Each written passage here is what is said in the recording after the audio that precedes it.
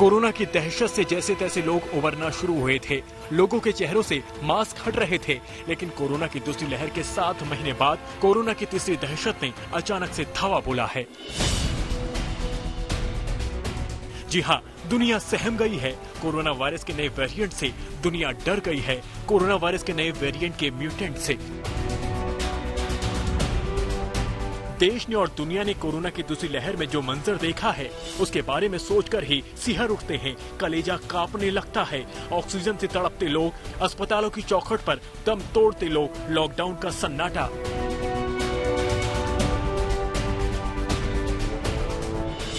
एक बार फिर से वही दहशत लोगों को डरा रही है, क्योंकि दुनिया भर में कोरोना वायरस के नए वेरिएंट को लेकर चिंता जताई जा रही है। इसे अब तक का सबसे ज्यादा म्यूटेशन वाला वेरिएंट बताया जा रहा है। इसमें इतने ज्यादा म्यूटेशन है कि इसे एक वैज्ञानिक ने डरावना बताया है, तो दूसरे वैज्ञानिक ने इसे अब तक का सबसे खराब वेरिएंट कहा है। इस नए वेरिएंट के सामने आने के बाद सवाल उठने लगे हैं कि ये नया वेरिएंट कितना संक्रामक है, वैक्सीन के बावजूद भी ये कितना तेजी से फैल सकता है और इसे लेकर क्या करना चाहिए। फिलहाल इसे लेकर कई कयास लगाए जा रहे हैं, लेकिन अभी तक कुछ ही सवालों के जवाब मिल पाए हैं। इस वेरिएंट को B11529 कहा जा रहा है और WHO यानी विश्व स्वास्थ्य संगठन इसे कोई नाम दे सकता है, जैसे अल्फा और डेल्टा वेरिएंट नाम दिए गए थे।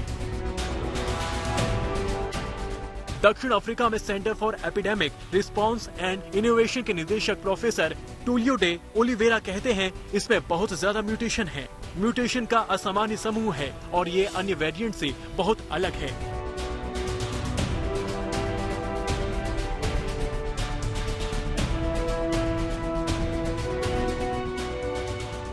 प्रोफेसर डी ओलिवेरा ने कहा है कि इसमें कुल मिलाकर 50 म्यूटेशन हुए हैं और 30 से ज्यादा म्यूटेशन ज्यादा स्पाइक प्रोटीन में हुए हैं। ज्यादातर वैक्सीन प्रोटीन पर हमला करते हैं और इन्हीं के जरिए वायरस भी शरीर में प्रवेश करता है।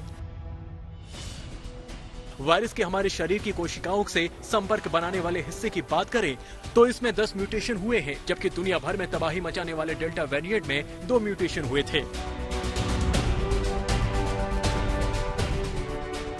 The latest before this was the Delta variant, which everybody was talking about. So as we understand, this virus is known to mutate. So as long as the virus is multiplying in the population, there is a chance of it mutating. So the one which has recently been found in certain parts of the world is the variant which we are discussing right now.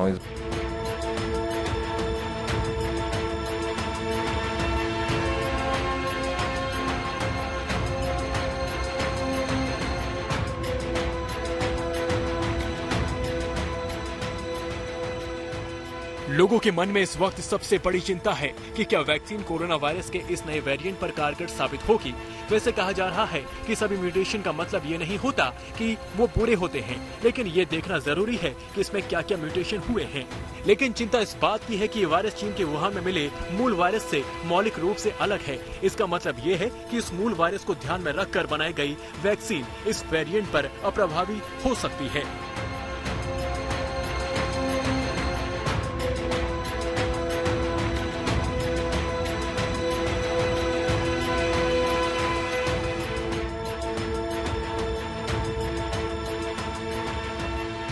नए variant को लेकर प्रयोगशालाओं में होने वाले वैज्ञानिक अध्ययन तस्वीरों को और स्पष्ट करेंगे, लेकिन असल दुनिया में वायरस के प्रभाव की निगरानी से नतीजे जल्दी मिलेंगे। अभी पूरी तरह से निष्कर्ष निकालना बहुत जल्दी होगा, लेकिन शुरुआती संकेत इसे लेकर चिंता पैदा करते हैं, क्योंकि दक्षिण अफ्रीका के गाउटेंट में 77, बोत्सवाना में 4 मामलों और हांगकांग में 1 मामले की पुष्टि हुई है। हांगकांग का मामला दक्षिण अफ्रीका की यात्रा से जुड़ा हुआ है। फिलहाल हमारे सामने ऐसा वेरिएंट है जो हमारी चिंताएं बढ़ा रहा है, लेकिन हमें उसके बारे में बहुत कम जानकारी है। इस वेरिएंट पर करीब से नजर रखे जाने की जरूरत है और ये सोचने की जरूरत है कि अब क्या करना है। इस महामारी ने हमें सीख दी है कि हम सभी सवालों के जवाब मिलने तक इंतजार नहीं कर सकते।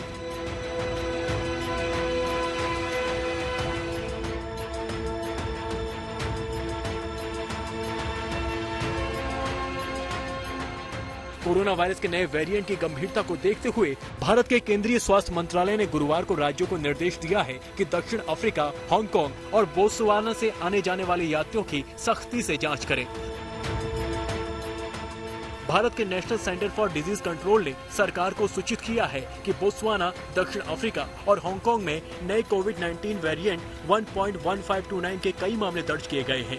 सभी अंतर्राष्ट्रीय यात्री एट रिस्क श्रेणी का हिस्सा हैं और उनकी कड़ी जांच और परीक्षण करना अनिवार्य है। वहीं ब्रिटेन के नए वेरिएंट को लेकर सामने आ रही चेतावनियों के बीच 6 अफ्रीकी देशों से आने वाले फ्लाइट पर प्रतिबंध लगा दिया गया है।